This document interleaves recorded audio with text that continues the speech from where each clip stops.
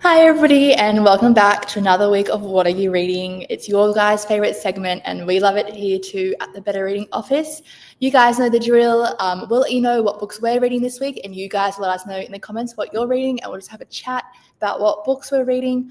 There's so many good ones coming out. There's so many to talk about, so I can't wait to share with you all of my favorites. I've got a big stack here for this week, and I'm really keen to hear what you guys have been reading too. I always love chatting with you.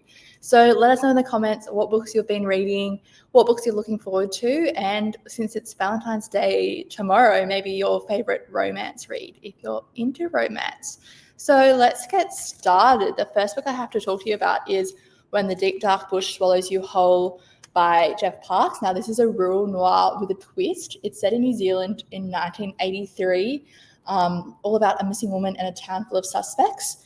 So basically, who was it? Ryan Bradley, one of the main characters, his secret lover goes missing, and then the person who is missing, she's actually from Finland, and then her sister comes all the way from Finland to figure out what's going wrong and why she's missing.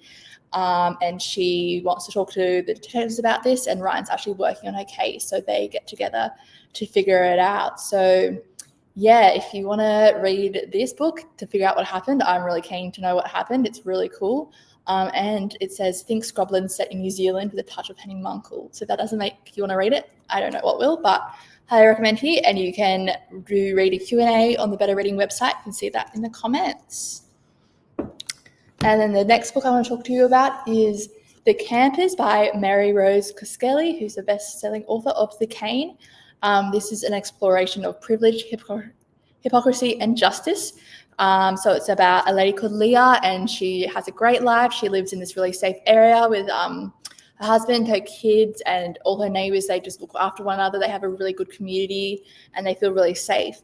But then these people come and set up camp in their local park, and they're so against it. And they're like, why are they there? Like, intruding, it just makes them feel safe. But for some reason, Leah feels herself getting drawn to the people camping there, and even though it might disturb the whole nice community they've got going on, she's still drawn, and she's not sure why. So yeah, it's if you want to find out who these people are and why they're camping there and what's the real reason they're there, give Campers by Mary Rose Koskeli a read. Let me read some of your comments. I love to hear what you've been reading. So Carolyn says, hello, she's just read The Ledge by Christian White, favorite in our office. I think that was one of Brit's favorite reads of last year. Kaz said it was a really great read. I think that was, not sure which one that was, but good. Glad to. The Deep Dark Bush. Thank you, that one. Judy is reading The Pain Tourist by Paul Cleave, New Zealand writer. Oh, interesting. Christine is currently reading When the Deep Dark Bush Swallows You Whole. Oh, great. Let me know what you think when you've finished it. Alona is reading The Island by Ragnar Jonasson, a great Nordic psychological thriller. Oh, that sounds great. Love a good thriller. Jane, favorite book of 12 that I read since Christmas was The Champagne War by Fiona McIntosh. Fantastic read. Yes, all of Fiona McIntosh's books are great. I highly recommend her as an author to read. Marilyn is reading Khaki Town by Judy Nunn, another great author. Oh, and Kaz has just started The Last Days of Kira Mullen by Nikki French. We've got that here in the office, and it's a great book. Oh, and then another one. Mark just finished The Inheritance by Kate Horan, and she's now reading The Whisperer's War by Jackie French. She says, thank you for the preview copy. Think it'll be a great read. Love a good segue. Now we're going to talk about Preview. So if you don't know what Preview is, it's a program we have here at Better Reading where you can sign up for a chance to win an advanced reading copy of a book, and you get it for free. All we have to do is review the book, and then we post the reviews on our website. The way to do this is to sign up for our Better Reading newsletter. You can do this on our website. The newsletters come out Wednesdays and Fridays, and then in the Wednesday newsletter, there'll be a place to sign up to that you can put out your name, fill out your details for a chance to get a preview copy. And we've been having so many previews, so make sure to check your emails on Wednesdays for a chance to win a free ARC of a book. So yeah, I think The Campus, which I just spoke about, this was a preview copy, so I know some of you have already read this. Alita is enjoying The Valley by Chris Hammer, another great book. Colleen is reading The Madonna of the Mountains by Elisa Valmobida. Hopefully that's how you say her name. Oh, Kaz said it was for The Ledge. It was a great read. Yes, The Ledge was a great read. Sorry, on my computer I can't see the replies when you reply to somebody else's comment.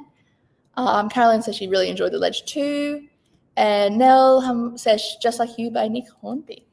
All great books. I'm glad to see that you're reading so much. I feel like I've been in a little bit of a reading slump towards the beginning of the year after, rushing to finish my reading challenge, but I'm starting to get back into reading it. I've been reading some great books. The next one I want to talk to you about is the latest Jojo Moyes book. It's called We All Live Here, and it's about Lila, and 30 years after her father runs away to Hollywood, he's back and is she's not sure whether it's to wreck or to save her life. Everything seems to be going wrong for Lila. She wrote this great book about keeping a marriage alive and then ends up getting divorced after her ex was playing happy families with another woman and somebody she has to see every day at school pickup. And then her house is falling apart and she has 2 daughters who are just going crazy. And then her father turns up and just final straw. But then, just how is she going to survive all this? But her father coming back isn't what she expects. And will it break or save the family? Who knows? But it's a great exploration of family, love, and top it all off, Lila starts dating. So maybe a good one for Valentine's Day, a little bit of dating in there amongst all the chaos. So Jojo Moyes, We All Live Here. The next one is another one. One of you mentioned The Inheritance by Kate Horan. This is to do along the same thread, the DNA. I think that's quite a popular topic right now to write. But The Mix Up by Kylie Ladd. And it's all about what would you do if you find out that you've been raising another couple's child and they've been raising yours. It's a beautifully told, thoughtful, thought-provoking novel, and it's all about a mix-up that leaves 2 children being raised by not their parents and wondering who they really are.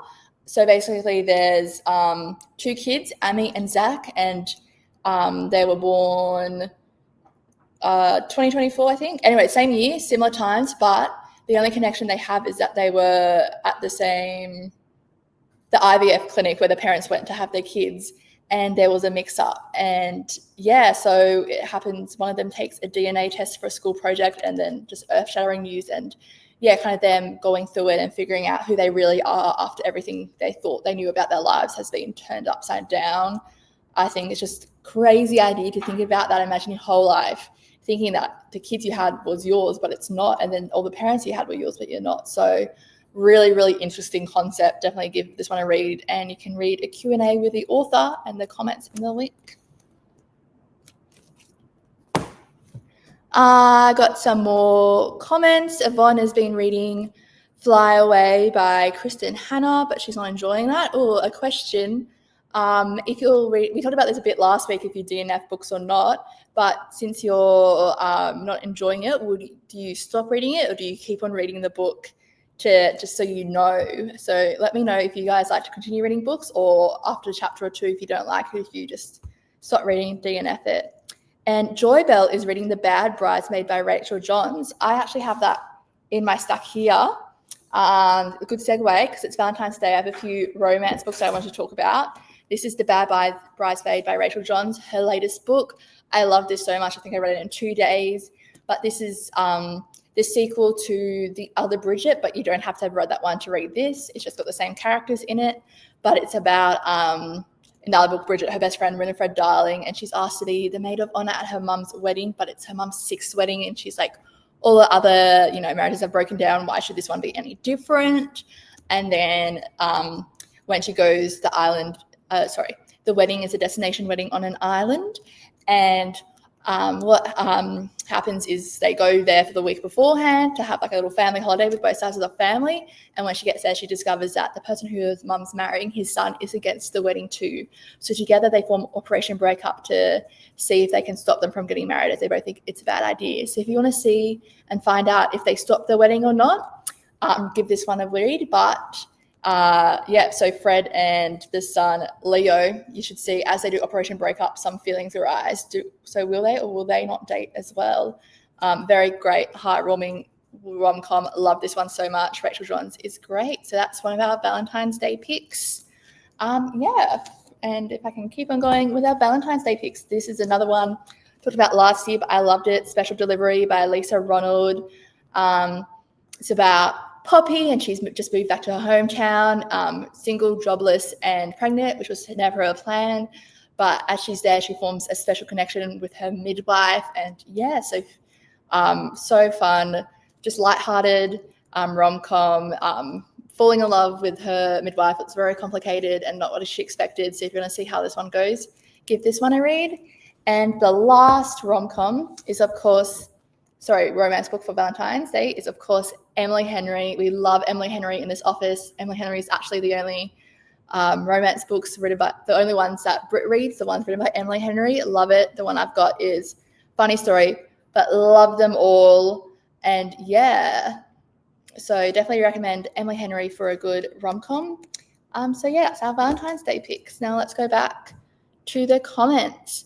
Cheryl is reading Catherine, the Princess of Wales by Robert Johnson and really enjoying this. Yvonne says in response to the question, she keeps reading but doesn't buy another. Yeah, that's a good idea to just not read another by the same author, because I assume if you don't like one, you wouldn't like the others. Kaz can't wait to read the book. It's waiting for me at my local library. Oh, that's so exciting. I always love when you get the notification saying that the book's ready for you, like when you're waiting and you can see how long, if you're like second in line or fourth in line. Joy Bell says special delivery is her next book to read. I loved it. Can't wait to hear what you think. And Yvonne is about to start The Summerfield Saddler by Penelope Janu. We actually had a podcast episode with Penelope Janu recently, and she talked about that book. So I just wanted to talk about the podcast. If you guys don't know, we also have a podcast here at Better Reading. It's called Stories Behind the Story, and Cheryl just sits down and chats to authors about everything from their lives to their books to their writing habits. And recently on the podcast, we've been releasing authors on authors episodes as podcast episodes. So if you're not into YouTube and not into watching things, you can now go and listen to it. I think podcasts are great for long drives. You just put it on and listen and entertain yourself as you're driving. So if you want to listen to one of our latest podcasts, it's just in the links below, and that was our Authors and Authors. And as while we're on the topic of Authors and Authors, we have a little sneak peek of an Authors and Authors episode. So if you don't know what we're talking about, you can watch a little sneak peek here.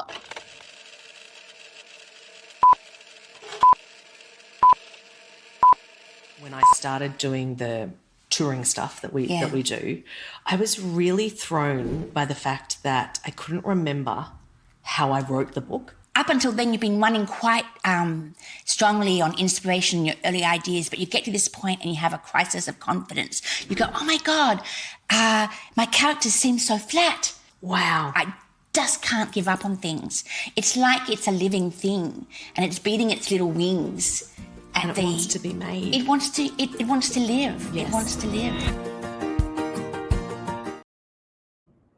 Yep, so that's Authors and Authors. It's great. We have two authors come in, discuss a lot of things, just like a little casual chat, and you get like a great insight into their life. So we have so many authors episodes, I've lost count, but if you want to see them, they're on our YouTube channel, but also you can find them on Spotify in podcast form and also on Apple podcast.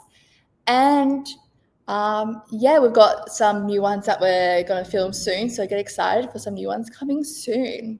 Okay, the last book I want to talk to you about is Half Truth by Nadia Marjouri. I think that's how you say her name. It's set in Tasmania and Morocco. So basically two women are seeking to find the truth about one man and what happened to him. So one of the characters is Khadija. Sorry, I think that's a hard name to pronounce, but her son has been missing for over 20 years and she doesn't know what happened to him. And then the other character is Zara, and she decides that she wants to search for the father that she never knew anything about, to figure out more about her identity. So she decides to travel to Morocco, which is where he's from and where Khadija lives, and their paths collide. And basically together they seek to find the truth about what happened to him. And it's tragic, hopeful, but very heartwarming. So if you want to read this book, highly recommend Half Truth by Nadia Marjouri. So that's the book stacks that we have for you. Can't wait to hear what you guys all think about them. Yep, Olia's just posted in the comments an extract from Half Truth. So if you want to give it a little read and see if you want to read it before you buy it, definitely recommend the extract. But we've got lots of extracts on our website and lots of Q&As from the books that we've posted this week. So definitely go give betterreading.com.au a check if you want to know anything more and get more insight into it. But yes, I've seen one comment asking where Cheryl is. Cheryl's actually in San Francisco at the moment, and she'll be there for a few months. So just because of the time difference, sometimes I'll be doing What Are You Reading? Sometimes she'll be doing it. Just depends on the week and what's happening, because it's a bit difficult to figure out the time difference. But yes, you'll see her soon. She's still here. Don't worry. So yeah, I think that's all we have to talk about. So enjoy your weekends and we'll see you next week. Bye.